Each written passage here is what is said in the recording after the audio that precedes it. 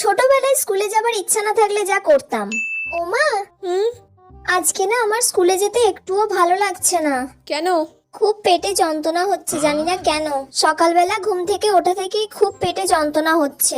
আচ্ছা, আবার নতুন ধরনের বাহানা শুরু হয়ে গেল। হ্যাঁ, আজকে তোর এমন অবস্থা করব না সারাদিন যে তুই আর কোনোদিন বলবি না যে আমি স্কুলে যাব না। ঠিক আছে, যা রেস্ট নে। আচ্ছা ঠিক আছে মা। এই মানা, টিফিন হয়ে গেছে, খেয়ে নিবি চল। আজকে টিফিনে কি খাবো গো মা? কাঁচকলা সিদ্ধ আর মুড়ি।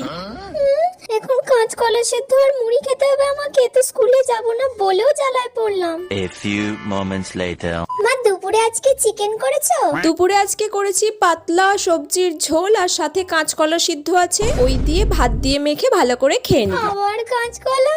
সাথে শশাও দেবো। সারা দিন ধরে আমি শুধু কাঁচকলা সিদ্ধই খেয়ে যাচ্ছি, আর ভালো লাগে না। দেখ কেমন লাগে এবার।